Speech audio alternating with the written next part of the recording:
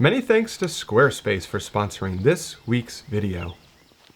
So I just returned home from my Greenland workshop, and this was the first workshop, or heck, the very first photography-centric trip I ever went on where I never used my tripod once, actually never even unpacked it from my suitcase. And during this week-long workshop, we photographed handheld in many different conditions the entire time. And in this video, I want to share with you some of the issues that I worked through with the participants with regards to photographing handheld and how you can get just as sharp of photos as you can when using a tripod. And while I was in Greenland, my group quite possibly photographed in the most difficult handheld conditions imaginable, where we were often in a low light scenario, such as a blue hour after sunset, while on a moving object, such as a sailboat, which does not get much more difficult than that. Now, the techniques mentioned in this video are in a very specific order, where the first item is the first thing I would do, and the last item is what I would do when all else fails. Now, if you find yourself in a scenario where you have to shoot handheld, or maybe you can't use a tripod, or maybe you just want to go without a tripod and be a little bit more nimble and shoot handheld, probably the very first thing that I would do is turn on in-body image stabilization. I know this is the most obvious thing, but it is very important. Turn on in-body image stabilization in your camera body, and if you are able to turn on optical image stabilization in your lens, definitely turn that on as well.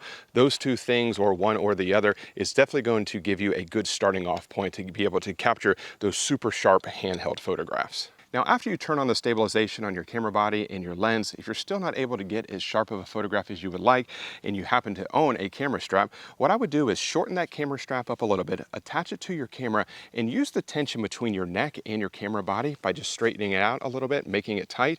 That's going to give you the ability to keep your camera body a little bit more still. And it is an absolutely fantastic next choice after you turn on the stabilization to go ahead and put on that camera strap just to see if that gives you just a little bit more of additional stabilization to get that super sharp photograph. Now, one of the biggest issues I had mentioned to kick off this video is on my workshop in Greenland, a lot of it was predicated around the red sails and on sailboats. And of course, we're photographing at sunset most of the time, but after that sun sets, it gets pretty dark pretty quick. But if you had a tripod, it wouldn't be that big of a deal because you could just drag out your shutter speed and it would be no issue. But we had to shoot handheld. Of course, we were on a moving boat, a sailboat, or moving platform, a sailboat. So you couldn't use a tripod, so you had to shoot handheld the entire time. And that is probably the most difficult scenarios when you're on a moving platform, handheld without a tripod in a low light scenario. So we had to work through, myself and the participants had to work through a lot of different techniques in order to handhold a photograph in order to get that super sharp image. So now that you put on your in-body image stabilization, optical image stabilization is on, you've done the camera strap trick, you've used it to help brace your camera, you're still not able to get sharp enough photograph. The next thing that I would do is the elbow tuck technique. And I really like this technique. It's probably one of the ones that I use most often, where I tuck my elbows in close to my body and then put the camera close to my face just like this. And what this does is it just keeps the camera closer to you. You don't have your arms extended, because when you have your arms extended, especially if you don't have a camera strap on, it's not nearly as stable as opposed to if you kind of tuck your elbows into your body just like this. It keeps your camera closer to you, and it is definitely, at least in my experience, I am able to handhold an image much better like this, as opposed to if my hands or my arms are much further away from my body. So just being able to just tuck those elbows in, keep everything nice and tight is another great way to create that more stable platform. Now, the reason these things are in a very specific order, and the next one is going to be the fourth thing that I would do, but the reason there is an order here is because the last thing that I want to have to do is start to change around my camera settings in order to create that sharp photograph. I want to be able to set my camera settings to what I think they should be to create the best photograph, but I want to exhaust all additional measures on different ways to just hold the camera to see if I can get away with a sharp photograph. And then if all of those things fail, then I will go to my very last attempt, or my very last technique. But the fourth thing that I would do, and this is kind of a caveat, I guess you would say, or in addition to the last one. So if you remember, we tuck our elbows in really close to our body. So you have 1 point of contact, 2 points of contact right against our body. Then you can use a third point of contact, which is your face, and by putting your face to the viewfinder. So by doing this right here, you have 3 points of contact: left elbow, right elbow, and now your face. And that is just another great way to create that stable platform. So just tucking everything in like this, putting the camera right to your face like this, is another beautiful way to just create that more steady platform for those sharp photographs. Now, one thing I failed to mention that is absolutely crucial is that when you're on location and you're taking your handheld photographs, obviously we want to review the images just to make sure the composition looks good and the overall photograph looks good. But when you're reviewing the photographs on the back of your camera, it's super important to make sure that you're zoomed in to determine, exactly if your photograph is in focus or not.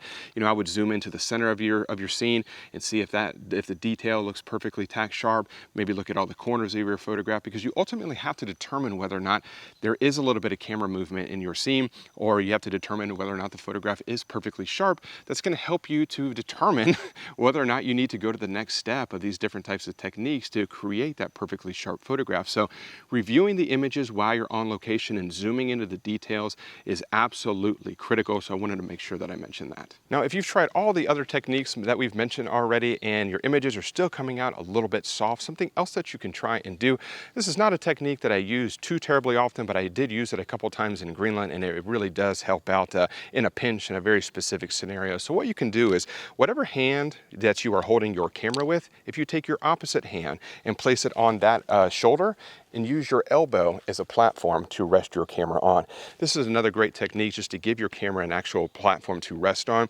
I find it works best in a scenario when you have a longer focal length, because what you can do is you can actually rest your lens barrel on your elbow right here, and that just creates an additional point of contact. So you got a point of contact on your shoulder, then you also have a point of contact where the camera is resting on your elbow itself, and it's just another good way just to have some type of a platform to rest your camera body on. Now, if all else fails, if all of those previous techniques are not working out for you, this is when I start to resort to manipulating my camera settings. Now, I wouldn't really mess around with your aperture too much. So whatever aperture you were using that you felt was the perfect scenario, whether it's f8, f11, f16, I would probably just leave that where it's at. But ultimately what you need to do is speed up your shutter speed.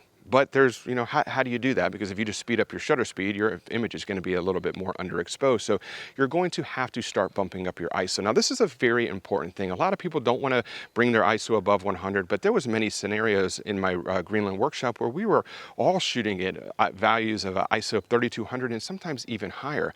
But it's better to have a sharp, noisy photograph as opposed to a photograph that has no noise in it, but it is out of focus, because you can always reduce noise or remove noise in your post-processing workflow, but you can't sharpen an unsharp photograph, or you can't sharpen an out of focus photograph. So it's always better to have a little bit of grain in your photo, but to be able to shoot with a faster shutter speed to get a sharp image versus a photograph that's completely out of focus, but it's got a low ISO level. So that's a very important thing to remember.